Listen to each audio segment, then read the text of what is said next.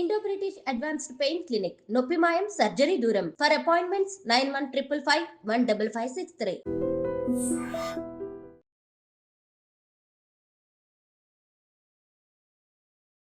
Welcome to iDream. It's me Anusha Komal. దేశం అంతా ఆలోచిస్తూ అతలాకుతలం అయిపోతున్న ఒక సమస్య ఈ రోజు మన ముందుకు వచ్చింది. అదే బెంగళూరు టెకీ భార్య బాధితుడి ఆత్మహత్య. అతుల్ సుభాష్ అనే వ్యక్తి భార్య వేధింపులు దాడలేక సూసైడ్ చేసుకున్న ఘటన ఇప్పుడు నేషనల్ మీడియాలో సైతం ఉక్కిరిబిక్కిరి చేస్తోంది. దీని మీద మాట్లాడేందుకు మనతో పాటు ఉన్నారు ప్రముఖ న్యాయవాది నాగేశ్వర పూజారి గారు ఉన్నారు. వారితో మాట్లాడదాం. నమస్తే సార్. సో నిజంగా ఆలోచించాల్సిన విషయమేమో అనిపించింది. చాలా సీరియస్గా ఉంది మ్యాటర్. ఒక న్యాయం జరగాలి అని ఏదైతే అతను ఒక టీషర్ట్ వేసుకొని న్యాయ వ్యవస్థ మీద అతను సంధించిన ప్రశ్నలు నిజంగా ఈరోజు డిస్కషన్ చేసుకోవాలేమో. ఏం జరుగుతోంది సార్? అసలు న్యాయ వ్యవస్థ మీద నమ్మకం పోతుందా జనాలకి? నేను ఎప్పటి నుంచో సమాజానికి చాలా స్పష్టంగా చెప్తున్నా నేను. ఎందుకంటే భారతదేశంలో కుటుంబ వ్యవస్థ అనేది, అంటే ఎస్పెషల్లీ మ్యారేజ్ అనేది ప్రతి మనిషికి జీవితంలో 3 విషయాలు చాలా ఇంపార్టెంట్. ఒక 2 విషయాలు బతుకున్నప్పుడు చూస్తాడు, 3వ విషయం మనకు తెలియదు. ఏ మనిషి జీవితంలో మనం మాట్లాడేటప్పుడు పుట్టుక గురించి మాట్లాడతాం, నెక్స్ట్ పెళ్లి గురించి మాట్లాడతాం, 3వది చావు గురించి మాట్లాడతాం. సో చావు అనేది మన చేతులు ఉండదు, ఇక పుట్టుక మన చేతులు ఉండదు. మన చేతులు ఉండేది ఏంది? పెళ్ళి ఒకటి. ఓకే, ఈ ప్రపంచం మొత్తం మీద ఈ ప్రపంచం మొత్తం మీద భారతదేశానికి ఉన్న ప్రత్యేకత ఏంది అంటే ఫ్యామిలీ వ్యవస్థనే. అవును, ఆ ఫ్యామిలీ వ్యవస్థ అనేది వల్ల కుప్పకూలిపోయింది భారతదేశంలో. చాలా మంది ఇప్పుడు, అంటే ఇది నేను చెప్తే అందరు దాడి చేస్తుంటారు, కానీ ఇప్పుడున్న యూత్ ఎవరైతే ఉన్నారో, ప్రజెంట్ జనరేషన్ ఎవరైతే ఉన్నారో, చాలా మంది అమ్మాయిలు కానీ అబ్బాయిలు కానీ పెళ్లికి వ్యతిరేకంగా ఉన్నారు. ఏదో కొంతమంది చేసుకుంటారు మొక్కుమోడుగా, కానీ వాళ్ళు ఒక పెళ్లి అయ్యే ఇంట్రెస్టింగ్ అనే ఒక పెళ్లి చేసుకోవాలని కుతూహలం కానీ, భార్య భర్తలు గడపాలని కుతూహలం కానీ చాలా మందికి లేదు. ఎందుకంటే ప్రత్యక్షంగా చూస్తున్నా కాబట్టి నేను ఆ విషయం చాలా స్పష్టంగా చెప్తున్నా. చేసుకున్న వాళ్ళు ఎన్ని రోజులు ఉంటున్నారు, చేసుకున్నా కూడా 40% of the people with in 1 year లో విడాకులు తీసుకుంటున్నారు. అదే అంటున్నా బయట. సో ఇప్పుడు ఈ టెకీ అనే వ్యక్తికి ఆత్మహత్య ఏంటంటే, నేను అందరికి స్పష్టంగా చెప్పేది ఏంటి అంటే, ఫ్యామిలీ కేసులు అంతా బాధించే కేసులు ఏం కావు అవి. ఓకే, ఆత్మహత్య చేసుకునేంత కేసులు ఏం కావు అవి.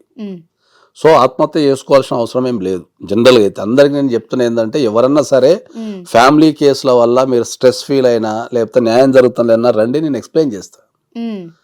ఎందుకంటే ఇప్పుడు ప్రాబ్లం ఎక్కడొస్తుంది అంటే ఏంటంటే, ఇప్పుడు అవి ఇష్యూస్ అనేటి మనకు అందరికి ఇంతకుముందు చెప్పినట్టు ఏంటంటే, సమస్య ఇప్పుడు ఒకటే ఉంటుంది, పెళ్ళైన తర్వాత కలిసి ఉండాలన్నా విడిపోవాలన్నా. పార్టీస్ ఇద్దరే ఉంటారు, ఏది భార్య భర్త, ఆ 2 కుటుంబాలు.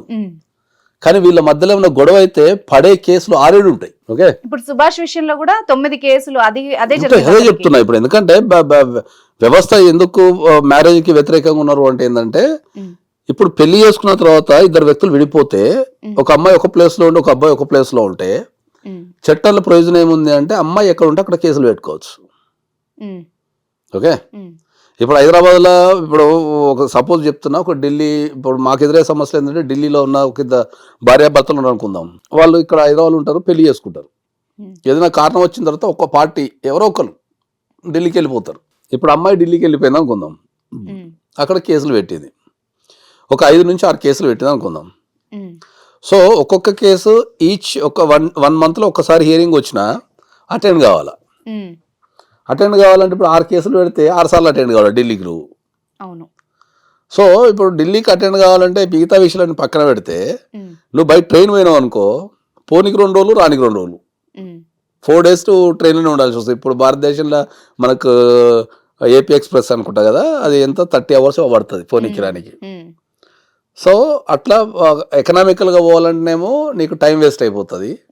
లేదు బై ఫ్లైట్ పోద్దాం, పొద్దున పోయి సాయంత్రం వద్దాం అంటేనేమో మనీ వేస్ట్ అవుతుంది. సో ఇట్లాంటి ప్రాక్టికల్ ఇష్యూస్ చాలా ఉన్నాయి. సో జనాలకు చట్టాల మీద అవగాహన లేకపోవడం మాత్రమే. చట్టాలు చాలా స్ట్రాంగ్ ఉన్నాయి ఇక్కడ, చట్టాల మీద సరైన అవగాహన లేకపోవడం మాత్రం వల్లనే ఇట్లాంటి సూసైడల్ ఇష్యూస్ జరుగుతున్నాయి. ఇప్పుడు ఒకవేళ కింది కోర్టు 40,000 ఇచ్చింది అనుకుందాం, దాని మీద అప్పీల్కి అవకాశం ఉంది. అవును, అప్పీల్కి వెళ్ళి నువ్వు అప్పీల్ వేసుకోవచ్చు. అవును, అప్పీల్ అనేది ఎందుకు పెట్టిళ్ళు? కింది కోర్టులో ఏ కారణం చేతనైనా నీకు న్యాయం జరగలేదు అనుకుంటే, ఏ కారణం చేతనైనా నీకు న్యాయం జరగలేదు అనుకుంటే నువ్వు పైకోర్టుకు రా, మేము ఉన్నామని చెప్పడే అప్పీల్ కదా. అవును, పోరాటం వల్ల కన్ఫ్యూజన్ కావచ్చు, లేకపోతే తిరగటం వల్ల అలసిపోవచ్చు. చాలా మంది ఏంటంటే కోట్ల చుట్టూ తిరిగి తిరిగి తిరిగి వాళ్ళు కెరియర్ లాస్ అవుతున్నారు, జాబ్ లాస్ అవుతున్నారు. ఓకే, తర్వాత ఆవేశపడిపోయి పెళ్ళైన 1 వీకే కేసులు పెట్టేసుకుంటున్నారు. ఇంతకుముందు భారతదేశ వ్యవస్థ ఏముంటుండే అంటే మనకు ఉమ్మడి కుటుంబ వ్యవస్థ ఉంటుండే. అవును, ఉమ్మడి కుటుంబ వ్యవస్థలో ఏంది అంటే ఒక ఎంగేజ్లు ఉన్న వ్యక్తులు కానీ తల్లిదండ్రులు కానీ వాళ్ళ సంపాదనకి వెళ్ళినప్పుడు ఇంట్లో ముసలోళ్ళు ఉండి వాళ్ళ జీవితాన్ని అంతా రంగరించి ఇట్లా కొత్తగా పెళ్ళైన వాళ్ళకు కొద్దిగా టైం కేటాయించి వాళ్ళకు కౌన్సిలింగ్ ఇస్తుండే. అవును, ఇప్పుడు చెప్పేవాడు లేడు. అదే కదా ప్రాబ్లం. ఇప్పుడు భారతదేశంలో రకరకాల ప్రాబ్లమ్స్, మైగ్రేషన్ పెరిగిపోయింది. ఇప్పుడు ఇంతకు ముందు ఎక్కడున్నా కూడా మనకు మాక్సిమం 100 కిలోమీటర్స్ రేడియస్ లో మనిషి నివసిస్తుండే. ఇప్పుడున్న టెక్నాలజీకి, ఇప్పుడున్న ఆపర్చునిటీస్కి దేశాలు దాటిపోతున్నాం. 1 కోటి ఇయరింగ్స్ రావాలంటే ఏ నుంచి వస్తారు? కాబట్టి సమాజంలో ఏంటంటే నేను 1000 సార్లు చెప్పిన ఏంటంటే ఎప్పుడైనా సరే మీరు పెళ్లి చేసుకునే ముందు కంపల్సరీ ప్రీ మ్యారిటల్ కౌన్సిలింగ్ అనేది ఎక్స్పర్ట్స్ చేత తీసుకోవాలా. తీసుకుంటే ఇవన్నీ ఎక్స్ప్లెయిన్ చేస్తాం మనం. చట్టాలు ఏముంటాయి, ఏం లేవు, ఆస్తులు ఎట్లా, సంపాదన ఎట్లా, కాంప్లికేటెడ్ అయిపోయిన ఇష్యూస్ అన్ని. ఇప్పుడు ఈ అతుల్ సుభాష్ విషయంలో ఏమన్నాడంటే ఆయన ఆ మహిళలకి కన్వీనియంట్ గా ఉన్నాయి ఫ్యామిలీ కోర్టు చర్యలు అన్నాడు. అది వాస్తవంగా నిజమేనా? వాస్తవంగా నిజమేనా అంటే ఏంటంటే నిజంగా కనుక ఎక్కడన్నా మహిళలకే చట్టాలు అనుకూలంగా ఉంటే ఈ దేశంలో ఇప్పటికీ మహిళ ప్రతి ఇంట్లో, ప్రతి చోట, ప్రతి ప్లేస్ లో ఇబ్బంది ఎదుర్కోదు. ఓకే, అది రియల్ ఫ్యాక్ట్. అది రియల్ ఫ్యాక్టే కదా. ఇప్పుడు రియల్ ఫ్యాక్టే మాట్లాడుతున్నాం. చట్టాలు ఎవరికి ఒక సైడ్ నుంచి ఎప్పుడు కూడా అనుకూలంగా ఉండవు. భారతదేశంలో ఏంటంటే ఇప్పుడు కరెక్ట్ ఇంటర్మీడియట్ స్టేజ్లో ఉన్నాం మనం. అంటే చట్టాలకు నీతికి మధ్యలో ఉన్నాం మనం. అవును, ఓకే, దానికి చట్టానికి నీతికి మధ్యలో ఉన్నాం అంటే ఏంటంటే మీకు అర్థమే ఒక ఉదాహరణ చెప్తా. జనరల్గా ఎక్కడైనా పెళ్లి జరిగిన తర్వాత భార్యాభర్తలకు ఏదైనా గొడవ వచ్చినప్పుడు భార్య కానీ, భార్య తరపు కుటుంబ సభ్యులు కానీ, లేకపోతే పోలీస్ స్టేషన్లో కానీ, లేకపోతే కొంతమంది మీడియేటర్స్ కానీ వాళ్ళు కొట్టే కొన్ని డైలాగ్స్ ఏముంటాయి అంటే, ఫస్ట్ నేను ఒప్పుకుంటే నీకు డైవర్స్ వస్తుంది అని ఒక డైలాగ్ ఉంటుంది. అవును, నేను సంతకం పెట్టకపోతే నీకు డైవర్స్ అనేది ఒక డైలాగ్ ఉంటుంది. అవును, రెండోది నీ ఆస్తులు మొత్తం లాక్కుంటా అంటారు. అవును, ఓకే, ఈ ప్రపంచానికి నేను కొన్ని లక్షల సార్లు కుండ బద్దలు కూడా చెప్పిన ఏంటంటే భార్యకు భర్త ఆస్తి మీద కానీ, అత్తామామల ఆస్తి మీద కానీ అసలు రైటే లేదని చెప్తున్నా నేను. కేవలం ఆమె అనుభవించవచ్చు, ఓన్లీ అనుభవించడానికి లేదా ఆమె మెయింటెనెన్స్ తీసుకోవడానికి, బతకడానికి కావాల్సిన మెయింటెనెన్స్ తీసుకోవడానికి మాత్రమే రైట్ ఉంది. అవును, ఆస్తులు గుంజుకున్న రైట్ లేదు ఎక్కడ. అవును, ఇది మిస్కన్సెప్షన్ చాలా మంది. ఎందుకు ఉంది అది? అదే చెప్తున్నా, ఎందుకు ఉంది? ఇది చట్టం. కానీ మరి జనాలు ఇది ఎందుకు మాట్లాడుతున్నారు నీ ఆస్తులు గుంజుకుంటా అని అంటే, మనం ఒక 40 సంవత్సరాలు వెనక్కి పోతే అప్పుడు కోర్టులు లేవు, అప్పుడు మ్యాట్రిమోనియల్ ఇష్యూస్ తక్కువ, కోర్టులు లేవు. ఏదున్నా కూడా ఊర్లో పెద్ద మనుషుల పంచాయతీలు చేసుకొని, ఆ పెద్ద మనుషుల పంచాయతీలు చేసినప్పుడు ఏంటంటే రేపు భవిష్యత్తు ఎట్లుంటుందో తెలియదు కదా. ఈ అమ్మాయి ఇంకో పెళ్లి చేసుకోవచ్చు, చేసుకోకపోవచ్చు, లేకపోతే వాళ్ళకి ఏమైనా పెళ్లి ఖర్చు అయి ఉండొచ్చు కదా అని పెద్ద మనుషులందరూ సమాజంలో సమానత్వం కోసం ఏంటంటే ఎంతో కొంత ఇచ్చి పంపించేటోళ్ళు అమ్మాయికి.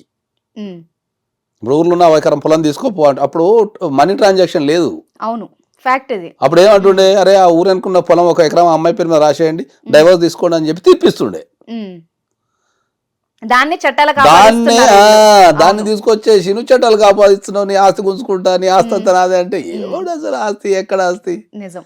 వీళ్ళందరికీ అర్థం కాని క్వశ్చన్ ఏంటంటే, భార్య గనక భర్త ఆస్తి మీద కానీ, అత్తామామల ఆస్తి మీద కానీ రైట్ ఉంటే ఈ భారతదేశంలో ఉన్న ప్రతి మగోడు జైల్లోనే ఉంటాడు. అది నిజం. సింపుల్ లాజిక్ అది. తాళి కట్టిన తర్వాత నెక్స్ట్ అడిగే క్వశ్చన్ ఏంది, నువ్వు బాబు నీ ఆస్తుల చిట్టా చెప్పు అంటారు. నిజంగా లీగల్ రైట్ ఉంటే ఇంకా వీళ్ళందరూ ఇంకా దేనికోసం పోరాడాలా? నీకు ఆస్తి మీద రైట్ ఉంటే నువ్వు మిగతా పోరాడాల్సిన అవసరమే లేదు. దేనికోసం పోరాడుతున్నావు నువ్వు? ఎగ్జాక్ట్లీ. ఇట్లా అంటే ఇది నీతి, ఇది చట్టం. సో దీంతో వచ్చే సమస్య, ఇంకా వచ్చే క్లయింట్స్ మగవాళ్ళందరూ ఏం చెప్తారు, సార్ నా ఆస్తులు గుంజుకుంటుందంట సార్, అని చెప్పేసి అమ్మేస్తున్నారు చాలా మంది. అమ్మేసుకునేటోళ్ళు ఉన్నారు, అవును. పేరు చేంజ్ చేసుకునేటోళ్ళు ఉన్నారు, మళ్ళీ తిరిగి ఆ, వాళ్ళ అమ్మ నాన్న పేరు అమ్మ నాన్న మీదకి, పేరు మీద, cousins అక్క పేరు చెల్లె మీద మళ్ళీ పెట్టేస్తున్నారు. అదొక లిటిగేషన్. అవును. వాళ్ళు తీసుకున్నప్పుడు మంచిగా తీసుకుంటారు, తర్వాత గొడవ వస్తే నువ్వు ఇచ్చింది అని వీళ్ళు తిరుగుతున్నారు. అవును అవును మెయింటెనెన్స్ విషయంలో ఇప్పుడు మనకు బెంగళూరు కేసు విషయంలో రకరకాల ఇష్యూస్ ఉన్నాయి. ఉమ్, ఓకే, మెయింటెనెన్స్ విషయంలో కూడా ఒక ప్రాబ్లం ఉంది మనకు దేశంలో. ఉమ్, ఓకే, నేను అందరికీ విజ్ఞప్తి చేసేది ఏంటంటే, ఒకటే ఇష్యూ మీద మనం 5-6 రకాల కేసులు వేసుకుంటాం భార్య భర్తలది. అవును 5-6 రకాల కేసులు వేసుకున్న తర్వాత 5-6 రకాల కోర్టులు డిఫరెన్స్ ఉంటాయి.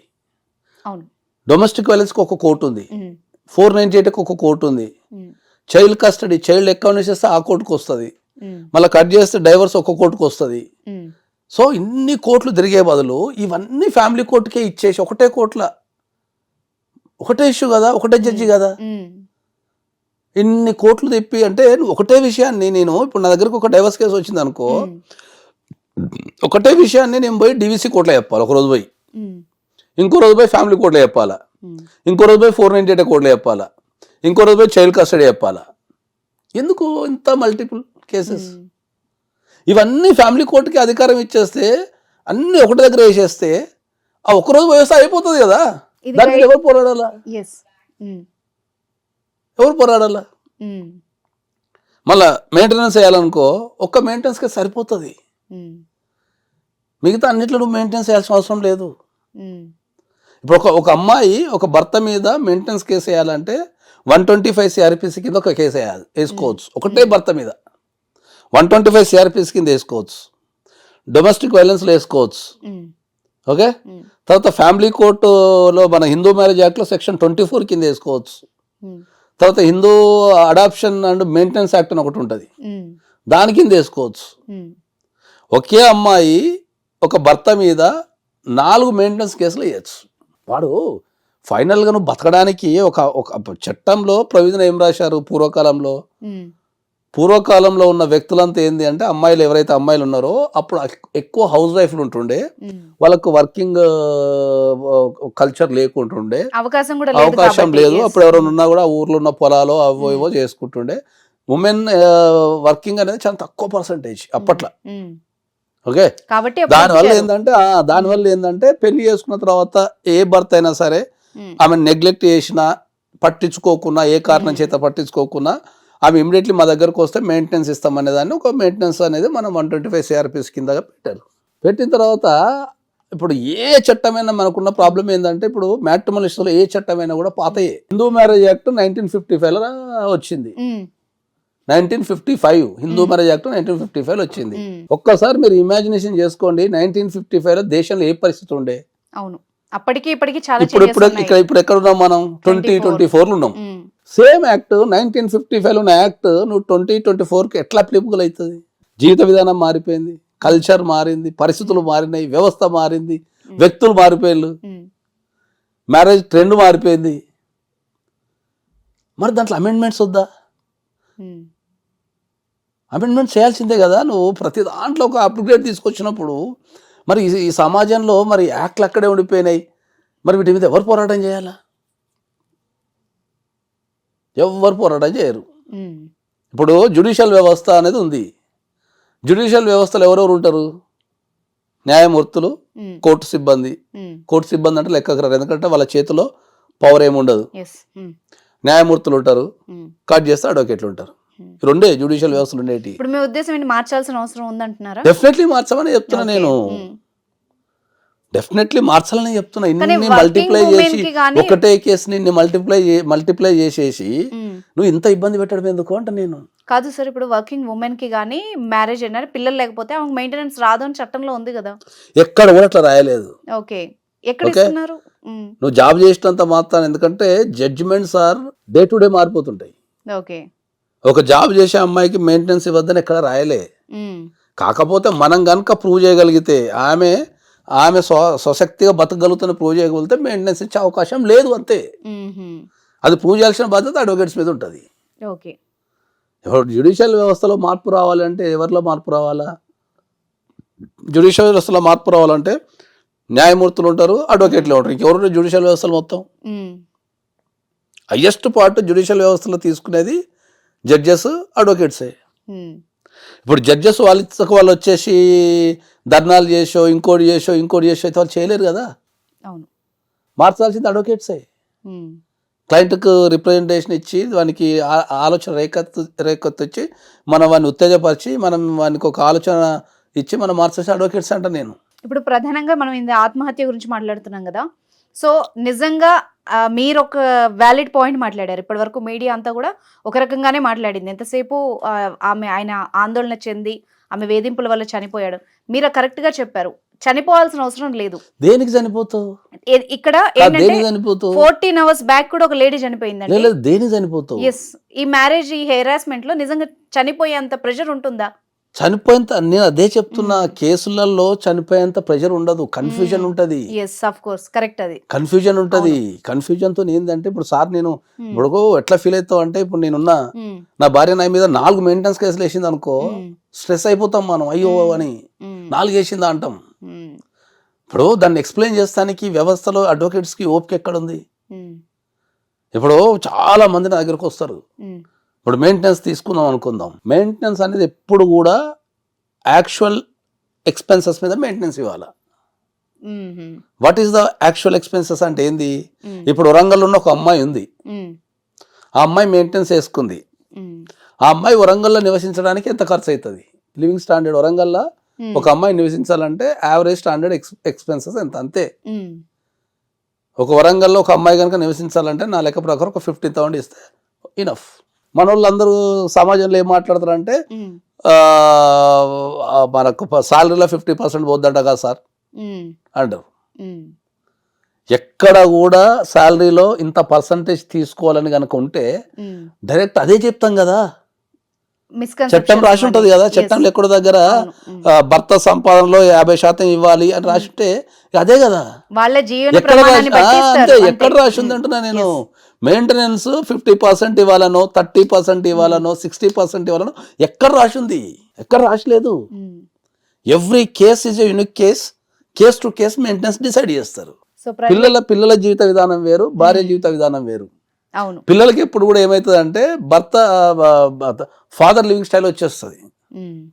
ఇప్పుడు నేను కార్లలో తిరుగుతున్నా, మంచిగా లగ్జరీగా బతుకుతున్నా, మంచి ఇంట్లో ఉన్నా, సో పిల్లలకు కూడా ఆ లెవెల్ మెయింటెనెన్స్ నువ్వు ఇవ్వాలా. పిల్లల స్టేటస్ అనేది ఎక్కడి నుంచి వస్తుంది? ఫాదర్ దగ్గర నుంచి వస్తుంది. వైఫ్ స్టేటస్ ఎక్కడి నుంచి వస్తుంది? ఆమె లివింగ్ స్టాండర్డ్ నుంచి వస్తుంది. ఇప్పుడు నేను కార్లో తిరుగుకుంటా లగ్జరీగా బతుకుంటా పోయి గవర్నమెంట్ స్కూల్ వేయడానికి లేదు. నేను నా స్టాండర్డ్ తగ్గ స్కూల్లో నేను వేయాలా. సో చట్టాల మీద ఎవ్వరికి కూడా సరైన అవగాహన లేదు. ఇప్పటికి కూడా నేను చెప్తున్నది ఏంటంటే, ఇప్పుడు ఈ ఒక్క కేసే ఉంది కదా, నా దగ్గరికి పెద్ద వ్యక్తులు వస్తారు. ఒక ఐటీ కంపెనీలో పనిచేసే హై అండ్ అంటే ఒక నెలకు 10 లక్షల జీతం ఉంటుంది ఆ వ్యక్తికి. సో భార్య పోయి కేసు పెడుతుంది. ఓకే, భార్య పోయి కేసు పెట్టినప్పుడు నేను ఎక్స్పర్ట్ కదా అని చెప్పి, సార్ నాకు కాల్ చేసి నా భార్య కేసు పెట్టింది సార్, వచ్చి కలుస్తా అంటాడు. సరే కలవమని చెప్పి ఎక్స్ప్లెయిన్ చేస్తాం. కేసు పెట్టింది కదా, నువ్వు వెళ్ళు పోలీస్ స్టేషన్కి వెళ్ళు, ఏమనరు నిన్ను అక్కడ. కౌన్సిలింగ్ ఇస్తారు, లేకపోతే నీ దగ్గర స్టేట్మెంట్ తీసుకుంటారు, ఆమె స్టేట్మెంట్ ఇస్తారు, ఏమనరు అక్కడ. నువ్వు వెళ్ళు, ఏం కాదు అని చెప్పి నేను రూపాయి తీసుకోకుండా ప్రోత్సహిస్తా. అట్లా కాదు సార్ అంటారు. నేను చెప్తాను, నువ్వు ఒక దేశంలో ఉన్నావు, నువ్వు ఒక రెస్పెక్టబుల్ పొజిషన్లో ఉన్నావు, నెలకు 10 లక్షలు సంపాదిస్తున్నావు.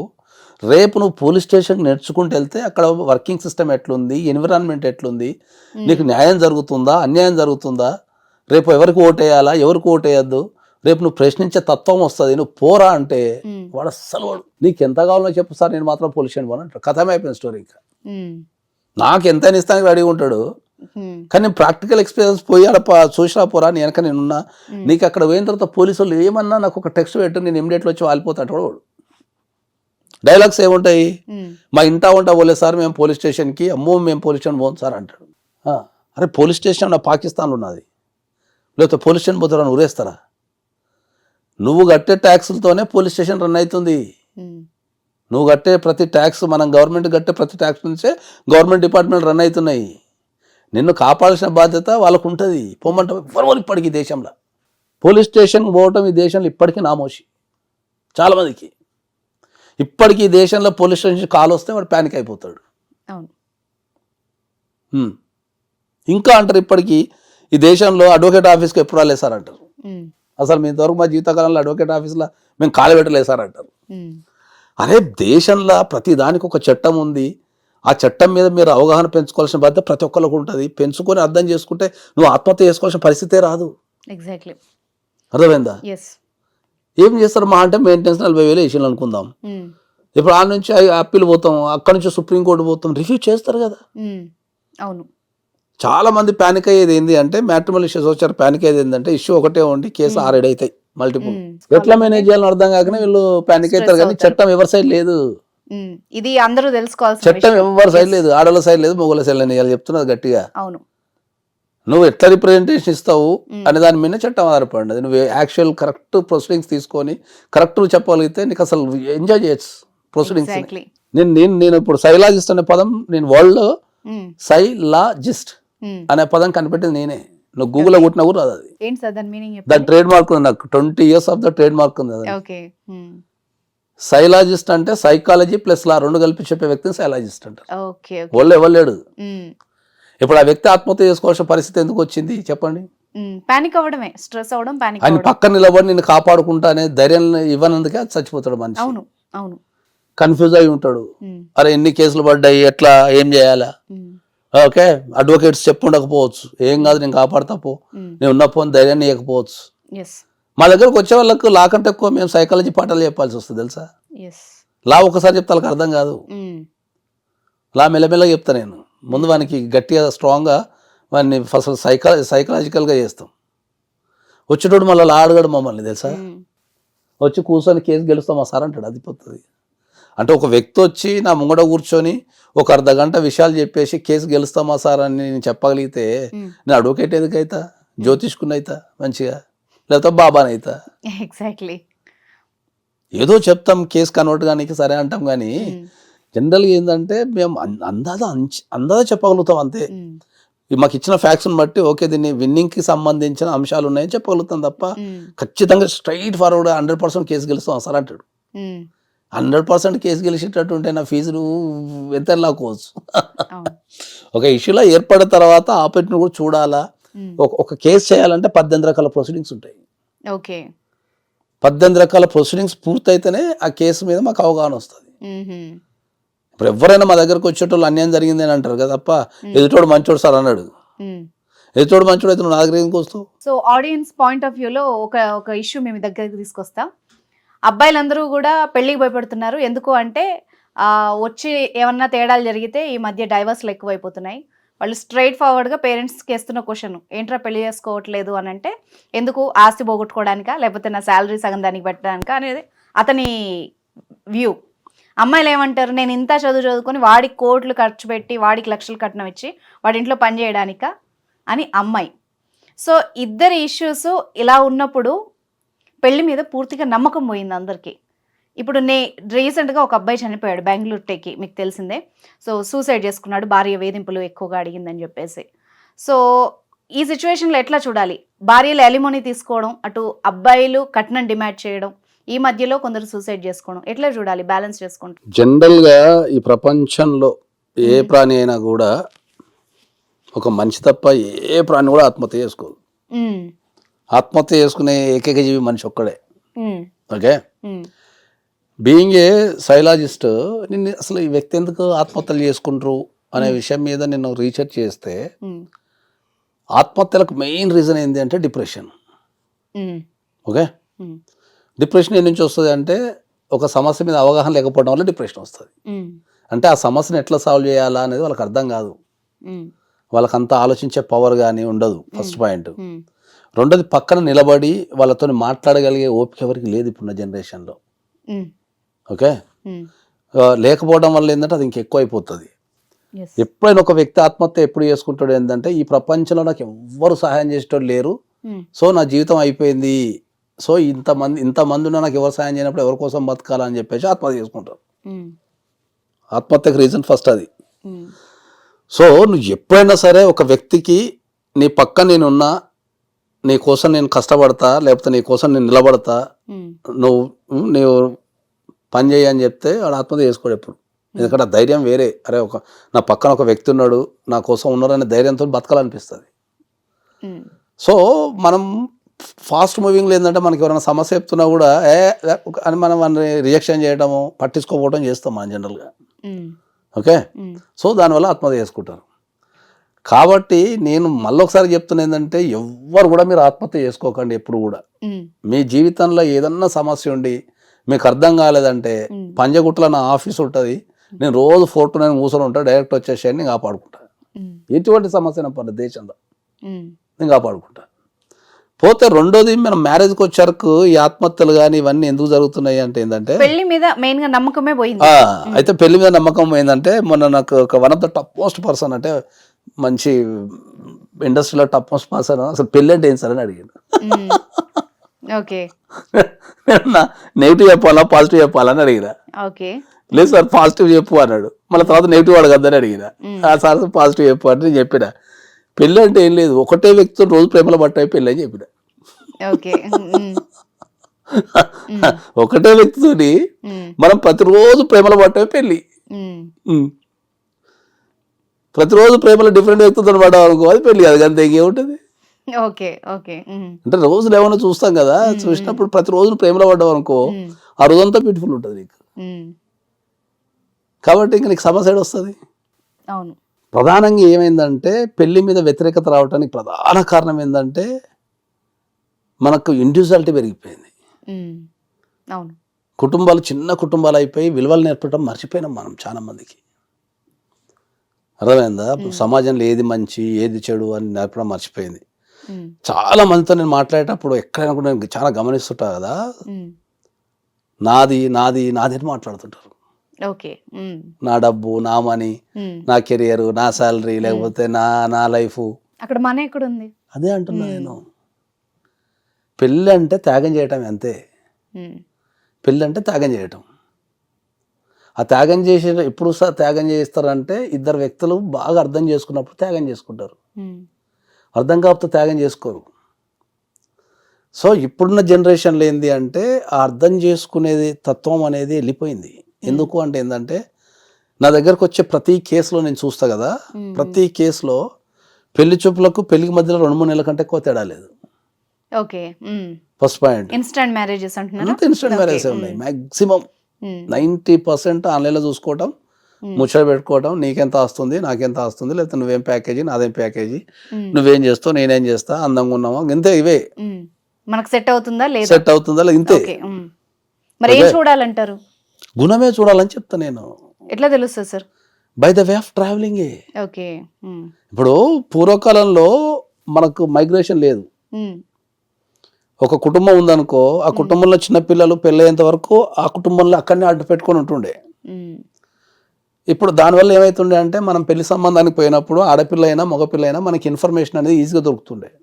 ఒక ఊరికి వెళ్ళాం అనుకో, పలాని వాళ్ళ అబ్బాయి ఎట్లా అంటాడు అంటే ఆ ఊర్లో ఉన్న వాళ్ళంతా వాని ప్రవర్తన, బిహేవియర్, వాడిన కోప్పడేటోడా, చిరాకు చేసేటోడా, లేకపోతే ఎవరి మీద నరిచిండా, కొట్టిండా, తరగా వాళ్ళ కొట్టిండా, చదువులకు చక్కగా పోయిండా లేదా, బ్యాడ్ హ్యాబిట్స్ ఉన్నాయా, మందాగిండా, ఎట్లా బిహేవ్ చేస్తాడు, ఫంక్షన్లో పోతే ఎట్లా బిహేవ్ చేస్తాడు, ఆడవాళ్ళని వంకరగా చూసిండా, ఎవరినన్నా లాగిన్లా, ఇట్లాంటి ఇన్ఫర్మేషన్ డేటా అంతా ఆ ఊర్లో ఉంటుంది. అవును. సో మనం ఎప్పుడైనా కొత్తగా పెళ్లి చేసుకోవాలనుకున్నప్పుడు ఆ ఊరికి పోతే ఆ డేటా నింట్లో వాళ్ళు పెళ్లిసుపులో పోతారు. అప్పుడు పూర్వకాలంలో పోయి 1 గంట కూర్చొని 1 గంట బయట తిరుగుతుండే వాళ్ళు. బయట తిరిగి వాళ్ళు ఎవరు వీళ్ళెవరు ముచ్చట్లు అవి పెట్టుకొని ఇన్ఫర్మేషన్ దొరుకుతుండే. ఇప్పుడున్న జనరేషన్లో 10th క్లాస్ వరకు ఉంటున్నారేమో తల్లిదండ్రుల దగ్గర. 10th క్లాస్ అయిపోయిన తర్వాత డైరెక్ట్ హాస్టల్ వేసుడో, దాని తర్వాత బీటెక్ ఎక్కడనో వస్తే అక్కడ హాస్టల్ వేసుడు, అక్కడ నుంచి యుఎస్ఓ ఎంఎస్ఓ వెళ్ళిపోతున్నారు. వాడి డేటా ఎక్కడ దొరుకుతుంది? వాడు మంచోడా చెడ్డోడా, బ్యాడ్ హ్యాబిట్స్ ఎట్లా దొరుకుతుంది డేటా మనకు? అంతే. లవ్ మ్యారేజెస్ కూడా ఎక్కువ అయిపోయినాయి. డేటా దొరికి సావదు. డేటా దొరకనప్పుడు నువ్వు ఇమీడియట్లీ మ్యారేజ్ ఎట్లా చేసుకుంటావు? Without verification. ఒక వ్యక్తితో నువ్వు కలిసి జీవితాంతం బతకాలి అనుకున్నప్పుడు నువ్వు ఇన్స్టంట్ డిసిషన్ ఎట్లా తీసుకుంటావు? చుట్టాలు లేరు, ఇప్పుడు ఎవరికి చుట్టాలు లేరు తెలుసా? అంటే పేరెంట్స్ కూడా ఇవే చూడట్లేదు కదండి. నేను అదే అందరికి చెప్పేది, అదే చెప్తున్నా. నువ్వు ఎంత సంపాదించినా ఫైనల్ నీకు కావాల్సింది ప్రశాంతంగా ఉండటమే కదా. నువ్వు 100 కోట్లు సంపాదించినా నీకు కావాల్సింది ప్రశాంతంగా ఉండటమే కదా. నువ్వు 100 కోట్లు సంపాదించినావు, లాస్ట్కి ఇంట్లో కూర్చొని భార్యతోనో పిల్లలతోనో వాళ్ళతోనో సమాజంతోనో ముచ్చట పెట్టడమే కదా ఆనందం. ఒక మనిషి ఇంకో మనిషితో ముచ్చట పెట్టడమే జీవితం. అది ప్రశాంతంగా. ఉమ్, నువ్వు 100 కోట్లున్నా రూపాయి లేకున్నా నీకు అది ఉంటే సరిపోతుంది జీవితానికి. yes, ఇప్పుడు నువ్వు ఆ మనిషితోని ఇంకో మనిషితో మాట్లాడే టైమే ఇవ్వనికి లేదు దేశంలో. అవును, ఎవరి ఫోన్ లో వాళ్ళు ఉంటారు. ఎవరి ఫోన్లో వాళ్ళు ఉంటున్నారు, ఎవరి దాంట్లో వాళ్ళే ఉంటారు, ఎవరి కెరీర్ వాళ్ళే అనుకుంటున్నారు. మీ దగ్గరకు వచ్చే కేసెస్ సార్ డివోర్స్లో ఎలాంటి రీజన్స్ చెప్తారు? మోస్ట్ ఎక్కువ వచ్చే రీజన్స్ ఏంటి? ఎక్కువ వచ్చే reasons interference of the parents. Oh parents, okay, third person involvement ఎక్కువ. రెండోది ఇల్లీగల్ అఫైర్స్. 3 డబ్బు. ఓకే. ఫస్ట్ దానికి ఏముంటుంది? Interference of the parents. ఇంతకుముందు పూర్వకాలంలో సపోజ్ ఒక పల్లెటూరులో ఒక పెళ్లి జరిగింది అనుకుందాం, భార్య భర్తలు బతకడానికి హైదరాబాద్ వచ్చిన అనుకుందాం, ఓ 30 సంవత్సరాల క్రితం. వీళ్ళిద్దరు ఇక్కడ గొడవ పడ్డారు. అప్పుడు కమ్యూనికేషన్ చేయాలంటే ఎక్కడ ఉంది? వీళ్ళు గొడవ పడ్డోళ్ళు ఏం చేస్తుండే? కమ్యూనికేషన్ లేకపోతుండే తల్లిదండ్రులతో, చెప్పడానికి ఎవరు లేరు చెప్పడానికి, ఇజ్జత్ పోతుంది అని చెప్పేసి ఏం చెప్తుండే? ఏ వ్యక్తి గొడవ పడ్డా తాత్కాలికంగానే ఒక 3 రోజులకో 4 రోజులకో మాట్లాడుకోకుండా అటో ఇటో తిరుగుతుండే. తర్వాత వాళ్ళే రియలైజ్ అవుతుండే, అరే నేనేమో తప్పు చేసినేమో అనవసరంగా. ఒక 3 years టైం ఇస్తే అట్నే వస్తుంది ప్రతి ఒక్కరి ఫీలింగ్. భార్యనో భర్తనో ఎవరో ఒకరు రియలైజ్ అవుతుండే, అరే నేను అట్లా అనాల్సింది కాకుండానేమో ఆవేశంలోనేమో అని మెల్లగా కలిసిపోయి మళ్ళీ సంసారాన్ని జీవిస్తుండే. So where there is no interference of the parents, ఎక్కడైతే లేదో లైఫ్ ప్రశాంతంగా ఉన్నది. అవును, ఓకే. అవును. సో ఇప్పుడు సేమ్ సిచ్యువేషన్ ఇప్పుడు పెట్టేసాయి. వీడు తిట్టక ముందే కదా కాల్ చేస్తూనే ఉంటారు 20 మందికి, చూడు వాట్సాప్లు, తర్వాత live locations, video calls, record చేసుకోవాలా, దాన్ని ఇమీడియట్లీ రికార్డ్ చేయాలి, దాన్ని అమ్మో సాక్ష్యం మిస్ అవుతుంది, వీడు అరిసింది నేను రికార్డ్ చేయాలని. ఎవరు ప్రశాంతంగా ఉన్నారు దేశంలో? ఒక విషయాన్ని కన్ఫర్మ్ చేసుకోవాలంటే ఫోన్ చేసి రికార్డు బటన్ నొక్కి అన్ని అడుగుతున్నారు. నువ్వు కన్వర్సేషన్ ని ఎంజాయ్ చేస్తున్నావు. ఏమైనా ఎదుటోడు దొరుకుతాడా రికార్డ్ చేయాలా, ఎదుటోడు దొరుకుతాడు రికార్డ్ చేయాలనే కాన్సెప్ట్లో తిరుగుతుంటే నువ్వు జీవితాన్ని ఎక్కడ ఎంజాయ్ చేస్తావు నువ్వు? సో వీళ్ళు పేరెంట్స్ ఏంది, అమ్మో నా బిడ్డకి ఏమైపోయిందో, నా కొడుకు ఏమైపోయిందో అని వీళ్ళు ఆందోళన చెందిపోయి ఓవర్ ఇంటర్ఫరెన్స్ అయిపోయి అట్లా చెయ్యి ఇట్లా చెయ్యి అట్లా చెయ్యి ఇట్లా చెయ్యి అని వాళ్ళు కొంత పెద్దగా అయిపోతున్నారు. రెండోది ఇల్లీగల్ అఫైర్స్. ఫోన్ లేనప్పుడు ఇల్లీగల్ అఫైర్ ఎవరైనా పెట్టుకున్నా ఏదైనా కారణం వల్ల దొరికినా వాళ్ళిద్దరిని కొట్టి పెళ్లి చేసేటో పంపిస్తుండే. విడదీయడానికి ఈజీగా ఉండేది, వాళ్ళు కలవడానికి ఆప్షన్ లేదు అప్పుడు, ఎందుకంటే సెల్ ఫోన్ లేదు కదా. ఒక అమ్మాయికి పెళ్లి చేసి పక్క ఊరికి పంపించేస్తే ఆ ఊర్లో ఉంటుండే. పెళ్ళైన కొత్తలో ప్రేమికుని మర్చిపోలేక ఏడుస్తుండే. అప్పుడు అక్కడ వాళ్ళే అనుకుంటుండే, అయ్యో ఇల్లు కొత్త ఇంటికి వచ్చింది కదా, మరి చిన్నప్పటి నుంచి అక్కడ పెరిగింది కదా, కొత్త ఇంటికి వచ్చింది కదా, కొత్త వాతావరణం కదా, నిద్ర పడతాం లేదేమో, ఆహారపు అలవాట్లు వేరే ఉంటాయి, కల్చర్ కొద్దిగా డిఫరెన్స్ ఉంటుంది కదా, అడ్జస్ట్ కాలేకపోతుందేమో, హోమ్ సిక్ ఏమో అనుకొని వీళ్ళు చదవకపోతుండే. సరిపోయింది. వీళ్ళకి ఇటు చదవకపోతుండే, అవి ఏడ్చుకుంటూ కూర్చుంటుండే. ఓవర్ ద పీరియడ్ కాలం అన్నింటినీ మార్చేస్తుంది కాబట్టి ఓవర్ ద పీరియడ్ మెల్ల ఆ కుటుంబంలో కలిసిపోతుండే. సేమ్ సిచ్యువేషన్ మళ్ళీ ఇప్పుడు తీసుకొచ్చేసాను. ఏముంటది ఇప్పుడు? Cell phone. Okay, cell phone లో ఖాళీలు ఉన్నప్పుడు ప్రేమించుకుంటారు. ఇక్కడ పెళ్లి జరుగుతుంటే కూడా వాళ్ళు టెక్స్ట్ చేసుకుంటుంటారు లైవ్. ఇప్పుడు 1 3 వేసిండు, ఇప్పుడు 2 3 వేసిండు, ఇప్పుడు 3 3 పడ్డది, సాయంత్రం హనీమూన్కి పోతాను పండగ అని ఆ బెడ్రూమ్ ఫోటోలు కూడా పంచుకుంటున్నారు. మళ్ళీ అవతల నుంచి ఇద్దరు రాత్రి శోభనం ఎట్లా జరిగింది, బాగా జరిగిందా, దాని కూడా చర్చ ఇద్దరు ఎవరు ఎక్స్లు కనెక్షన్ కట్ అయింది. దానికోసం మొబైల్ తెల్లవార్లు అంటు పెట్టుకోవాలా, పక్కలకి ఇవ్వద్దు, బాత్రూమ్ పోవాలా, రాత్రులు దొంగతనంగా లేవాలి. ఈ బతుకంతా దొంగ బతికే కదా. దొరికితే ఏదో ఒక రోజు ఇప్పుడు వేరే ఒక రోజు రంగున SMS టింగ్ చూస్తే కదా వాళ్ళు వచ్చి అడ్వకేట్ ఆఫీస్లో కూర్చుంటారు. ఇంకో ప్రాబ్లం కూడా సెల్ ఫోన్ తోని. చెప్పండి. ఇంతకుముందు రాత్రిపూట ఏమైనా గొడవలు అయినాయి అనుకో, భార్య భర్తలకి ఏదో నా విషయం మీద కొట్టుకున్నారు అనుకుందాం, ఇంతకుముందు ట్రాన్స్పోర్ట్ లేకపోతుండే రాత్రిపూట, పొద్దుల మొత్తం బట్టలు చదువుకోవాలని చెప్పి అనుకుంటుండే, పొద్దుగల కల్లా మర్చిపోతుండే. ఇప్పుడు నా దృష్టి ఏం తెలుసా నీకు? రాత్రి 2 గంటలకు మనం వెళ్ళిపోవాలని ఇట్లా కొట్టినా కూడా ఊబర్ రోడ్ మన పక్కనే తిరుగుతుంటాడు, ఎప్పుడు ఎక్కుతారా అని చెప్పి. రెడీగా అట్లా నువ్వు మొబైల్ వేయగానే ఇక్కడనే ఉన్న మేడం వచ్చేయండి ఎక్కేసి అని తీసుకొస్తున్నాడు. ఇంకా వీళ్ళు ఆవేశం ఎప్పుడు తెల్లారుతుంది. ఇప్పుడు భర్తలు ఉన్నారు, ఇంతకుముందు మనకు హోటల్స్ లేకపోతుండే, సచ్చుకుంటా పిల్లమే ఉండాలా. అప్పుడెప్పుడు 1 month ఒకసారి ఏదైనా ఊరికి పోయినప్పుడు తింటుండే మనం. ఈ డైలాగ్ సినిమాల్లో ఉంటది, ఏడిపోతాడులే కడుపుగా వెళ్తే ఇంటికి వస్తాడు. ఇప్పుడు ఇద్దరు కూడా పెట్టుకుంటున్నారు ఒకటే ఇంట్లో, స్విగ్గీలు జొమాటోలు ఎవరికి వచ్చిన పసాలు తీసుకుంటారు, తింటున్నారు, ఎవరి బెడ్రూమ్ లో పడుకుంటున్నారు. టెక్నాలజీ మనిషి జీవితాన్ని ఎంతగా నాశనం చేసిందంటే వంటని చేస్తుందేమో సార్ ఒక రకంగా. అంటే అదే చెప్తున్నా కదా, మనిషి ఒక మనిషికి అటాచ్మెంట్ అవ్వాల్సింది పోయి ఒక మిషన్కి అటాచ్మెంట్ అయిపోతున్నాడు. అవును. మిషన్కి అటాచ్మెంట్ అయిపోయిన తర్వాత ఇంకో మనిషితో మాట్లాడలేకపోతున్నాడు. అవును. That is the problem in the nowadays the country facing that. టెక్నాలజీతోని మనం రోబోల కింద మారిపోతాం. ఇంకా నాకు తెలిసి ఇంకో 20-30 సంవత్సరాలకు రోబోల కింద మారిపోతాం మనం. ఇప్పటికే ఎఫెక్షన్ లేవు, ఎఫెక్షన్ లేదు, ప్రేమ లేదు, ఒక నిలబడతాం పోరాడదాం అని చెప్పేటోళ్ళు లేడు. అవును. సమాజం అయితే కంప్లీట్ బాధ్యత మర్చిపోయింది. అవును.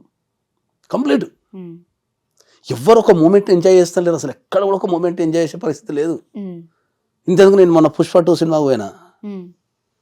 సినిమా ఇట్లా స్టార్ట్ అయింది, థియేటర్లో ఎంత మంది ఉన్నారో అంతమంది సెల్ ఫోన్లతో దాన్ని చిత్రీకరించారు. అర్జెంట్ స్టేటస్ పెట్టుకోవాలి.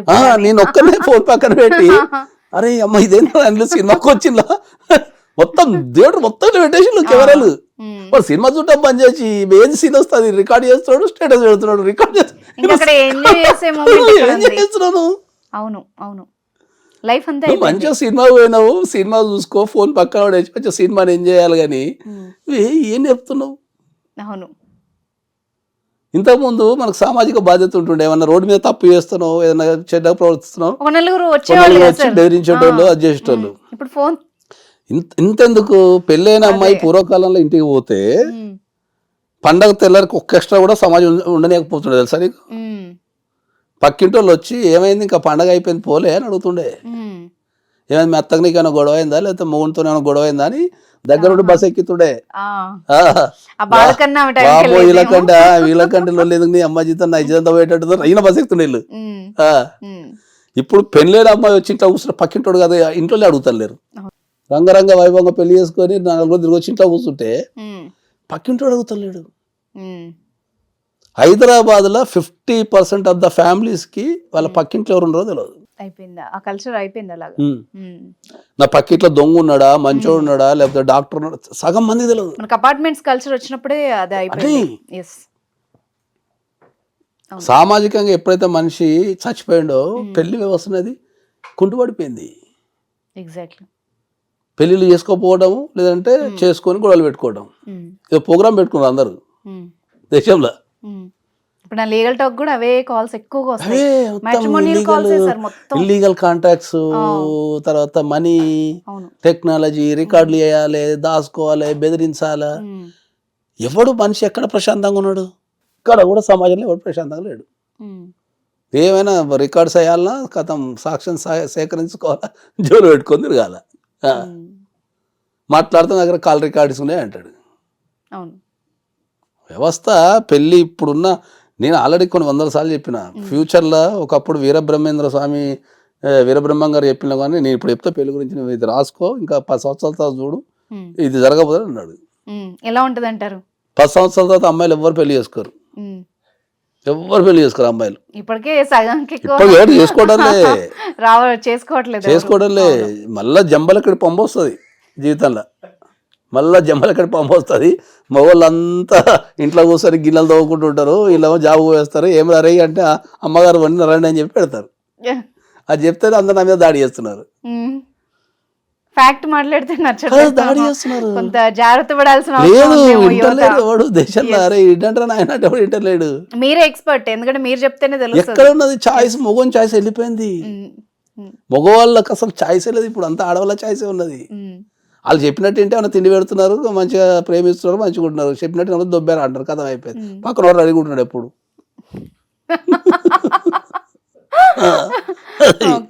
వింటలేరు వాళ్ళు కూడా. సమానత్వం అని అదని ఇదని వాళ్ళు కాలు ఎప్పుడైతే బయట పెట్టేసిందో, వాళ్ళకి ఎప్పుడైతే ఇండివిజువాలిటీ వచ్చేసిందో. కానీ ఇంకా ఆలోచించట్లేదు కదా సార్, చాలా మంది మగవాళ్ళు అలా ఆలోచించట్లేదు కదా. ఇప్పుడు ఆలోచించడం లేదంటే నేను నా జీవిత చరిత్ర చెప్తా. నేను ఫుల్ మేల్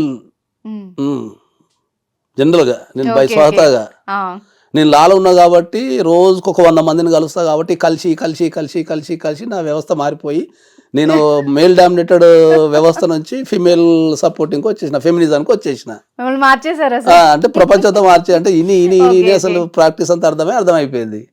ఇప్పుడు నేను లాలు ఉన్నా కాబట్టి అర్థమైంది. ఇప్పుడు లాల లేకుండా ఉంటే నేను కూడా మేల్ డామినేషన్ ఇవ్వండి, ఎవరిని పడతాను తిట్టుకుంటానో, ఏది చేసుకుంటే మొగడో గొప్ప అనో మీసాలు తీసుకుంటే తిరిగేటోడిని. ఓకే. కాబట్టి మనం ఆడవాళ్ళని అర్థం చేసుకోవడం తప్ప చేయగలిగింది ఏం లేదు. ఇప్పుడు నా తిరుగుతారు మళ్ళీ మా దగ్గరికి వస్తారు. సో సింపుల్ సూత్రం ఇదే అంటారు. నేను మొన్న ఒకటి నా సొంత ఛానల్ ఒకటి పెట్టిన, 10 సంవత్సరాల తర్వాత అమ్మాయిలు దొరకరని పెడితే నన్ను అయితే మొగ జాతి అంతా ఆడుకున్నది చూడు, అరే భయ్ నువ్వేం మాట్లాడుతున్నావు అని. మొన్న అది ఒక శికనామిక్స్ అనే పదం చెప్పిన చాలా మందికి. అది వెల్స్ ఫార్గో అని ఒకటి ఫైనాన్షియల్ ఇన్స్టిట్యూషన్ ఉంటుంది. వాళ్ళు రీసెర్చ్ చేసిండ్రు అసలు భారతదేశంలో ఏం జరుగుతున్నది ఫైనాన్షియల్ వ్యవస్థ మీద రీసెర్చ్ చేస్తే, ఆ రీసెర్చ్లో చాలా స్పష్టంగా చెప్పిండ్రు 2030 కల్లా. ఇప్పుడు ఎక్కడో 24 అయిపోయింది, 24 అంటే 25 అయిపోయింది, ఇంకా 5 years. 2030 కల్లా శికనామిక్స్ అని మీరు ఆన్లైన్లో కొట్టండి, రిపోర్ట్ వస్తుంది, సర్వే రిపోర్ట్ వస్తుంది. భారతదేశంలో ఉన్న దగ్గర 5 లక్షల మంది అమ్మాయిలని సర్వే చేసిన తర్వాత వాళ్ళు రిలీజ్ చేశారు దాన్ని మొన్న. శికనామిక్స్ 2030 కల్లా భారతదేశంలో ఉన్న 50% ఆఫ్ ద అమ్మాయిలు వివాహం చేసుకోవడానికి ఇష్టం లేదు, వాళ్ళు ఒంటరిగా జీవించడానికి ఇష్టపడుతున్నారు. That is the survey. ఇప్పుడు సిటీలో ఆల్రెడీ ఆ కల్చర్ ఉంది. సర్వే అదే మొగడైతే ఒక స్వేచ్ఛ ఎట్లా కోరుకుంటున్నారో సేమ్ ఆడవాళ్ళు కూడా అట్నే. నేను వాని కింద బతికేది ఏంది, నా సంపాదన నేను సంపాదించుకుంటున్నా, నాకు నచ్చినట్టుంటా, నచ్చినట్టు సినిమా చూస్తా, నచ్చినప్పుడు నిద్ర పోతా, నచ్చిన పని చేస్తా అని వాళ్ళు కూడా సేమ్ అంటే తయారైంది. ఎవడన్నా మంచుకుంటూ ఉంటాడు లివ్ ఇన్ రిలేషన్షిప్లా, లేదంటే మెడలు బట్టి నూకేద్దాం, కథం అయిపోయా. సో ఆలోచించి జాగ్రత్త పడాల్సిన అవసరం ఉందేమో కదా. ప్రపంచం మొత్తం మన భారతదేశం మొత్తం కుటుంబాలతో సహా ఆలోచించకపోతే వ్యవస్థ కుంటుపడిపోతుంది. సో ఇంకా పాతకాల ఆలోచన లేకుండా కొంచెం ఆలోచించాలి ఇప్పటికన్నా. ఇంకొక 5 సంవత్సరాలు పోతే అసలు ఇప్పుడు నాకు తెలిసిన వాళ్ళే ఒక 10-15 మంది యూత్ పెళ్లిళ్ళు లేకుండా తిరుగుతున్నారు. అవును, సింగిల్స్ చాలా మంది అయ్యారు సార్. అవును, మా ఇంట్లో కూడా ఒకళ్ళు ఇద్దరు ఉన్నారు. అరే నాయన చేసుకోరా అంటే, అవసరమా మాకు ఇదంతా తిరగాలనా అని క్వశ్చనింగ్, లేట్ వస్తా క్వశ్చనింగ్. ఎవరు మారాలంటారు? ఇంత చెప్పారు కదా, సమాజమే మారాలా. ఆ సమాజంలో ఎవరు మళ్ళీ యూత్ సమాజం అంటే తల్లిదండ్రులు నేర్పాలా పిల్లలకి, తల్లిదండ్రులు పిల్లలకు నేర్పాలా ప్రతి చిన్నప్పటి నుంచి. ఇద్దరిని సమానంగా పెంచాలా, నేర్పాలా. ఒక సామాజిక పరిస్థితులు మారినాయనే విషయాన్ని చెప్పాలా. ఇప్పుడు మొన్న కేరళలో ఒకటి స్కూళ్ళల్లో అబ్బాయి ఇంటి పని చేస్తున్న ఫోటోలు పెట్టారు. So domestic work is both the parties. కిచెన్లో పని చేయడం ఆడవాళ్ళే అనుకుంటున్నారు కానీ అట్లా లేదు. కిచెన్లో మగవాళ్ళు కూడా పని చేయాలా. ఇప్పుడు మన మగవాళ్ళకి సంబంధించి హాలిడేస్ ఇస్తున్నారు, పెటర్నిటీ లీవ్స్ ఇస్తున్నారు. సో ఇప్పుడు బోత్ ఆర్ ఈక్వల్ రెస్పెక్ట్ ఇవ్వాలా, ఫైనాన్షియల్ ప్లానింగ్ ఈక్వల్గా చేసుకోవాలా. అది ఎప్పుడైనా ఏమవుతుంది అంటే గొడవ ఎప్పుడైతుంది అంటే దోసుకోవడం స్టార్ట్ అయినప్పుడు గొడవ అవుతుంది, ఆడవాళ్ళు కానీ మగవాళ్ళు కానీ. సింపుల్ లాజిక్ అది. ఇప్పుడు వైఫ్ పని చేస్తుంది అనుకో, ఆమెకి ఇచ్చే రెస్పెక్ట్ ఆమెకి ఇచ్చి ప్రేమతో లాక్కుంటే జీతం ఇచ్చేస్తుంది. ఎంతవరకు ఆమె కంఫర్ట్ అయిపోయిన తర్వాత మిగతా ఇది వేయాలి. మన వాళ్ళు ఏం చేస్తారు, మొత్తం దాడి చేసేస్తారు, దాన్ని మొత్తానికి త్వరగడదామని చూస్తారు. Scene reverse అయిద్దేమో. 1 నెల చూస్తారు, 2 నెలలు చూస్తారు, 3 నెలలు చూస్తారు, తర్వాత ఏం రాబోయింది తెల్లవాళ్ళు కష్టపడితే నీకు ఇచ్చేది అంటారు. ఇద్దరు ఫైనాన్షియల్. అందుకే నేను చాలా strongly recommended for everybody nowadays that pre marital counselling అనేది కంపల్సరీ తీసుకోమని చెప్తున్నాం మనం. ఎందుకంటే అవన్నీ మనం డిస్కస్ చేస్తాం దీంట్లో. ఇప్పుడు మా దగ్గరకు వచ్చే పెళ్లిళ్ళలో పెళ్లికి ముందు బాయ్ ఫ్రెండ్ ఉంటాడు, చెప్పరు, ఇంట్లో చచ్చిపోతామంటారు, పక్కన పెళ్లి చేసుకుంటారు. కథం పక్కన పెళ్లి చేసుకుంటే తెల్లారి పోయి మా ఆయనకు పని చేస్తున్నది అంటారు. కథం అయిపోయి అది ఎవరు ప్రూవ్ చేయాలి ఇప్పుడు దాన్ని? వీడు అంటాడు సార్ ఏడా సార్ పెళ్లికి వచ్చి పక్కన వెళ్ళిపోయింది సార్ అని వీడు మొత్తుకుంటుంటాడు. మళ్ళీ వెళ్ళి మీ ఆఫీసులో కూర్చోండి, మళ్ళీ వచ్చి మా ఆఫీస్లో కూర్చుంటారు. మళ్ళీ ఎంక్వైరీ చేస్తే బాయ్ ఫ్రెండో గర్ల్ ఫ్రెండో ఉంటారు. ఈ తల్లిదండ్రులు మరి ముచ్చట పెట్టి మరి నీకు గర్ల్ ఫ్రెండో బాయ్ ఫ్రెండో ఉన్నప్పుడు మరి వాడిని రిజాల్వ్ చేసి వీళ్ళకి సైకలాజికల్గా పెళ్లికి సిద్ధం చేసి చేస్తే వాళ్ళు ఏమైనా సెట్ అవుతారు. ఆ సమస్యను అన్నే పెడితే ఇక్కడ ఇంకో పెళ్లి చేస్తే ఈ సమస్య ఏడ సెట్ అవుతుంది? అవును, ఫ్యాక్ట్. అట్లా దానికి రిలేషన్స్ చూడాలా, హెల్త్ చూడాలా. సో ఇప్పుడు మీరు Finance చెప్పిన దాని చూడాలా. ప్రకారం నాకేమర్థమైందంటే ప్రీ మ్యారిటల్ కౌన్సిలింగ్ యూత్ కే కాదు వాళ్ళ పేరెంట్స్ కూడా బోత్ అందరికీ, పార్టీస్ వస్తేనే బెటర్ ఇది. అందరికీ. ఎస్ చాలా మందికి పేరెంట్స్ కి ఓవర్ ఇన్వాల్వ్మెంట్ ఉంటది. అవును. పిల్లల మీద ఓవర్ కంట్రోల్ తీసుకుంటారు చాలా మంది. ఇట్లనే చెయ్యి, ఇట్లనే చెయ్యి, నేను తండ్రిని కదా, నువ్వు ఇదే చదువు, లేకపోతే నువ్వు ఇట్లనే బిహేవ్ చేయి, నువ్వు ఇంతే ఖర్చు పెట్టు, నీ జీతం 50,000 వస్తుంది కదా అని ఓవర్ ఇన్వాల్వ్మెంట్ ఉంటుంది.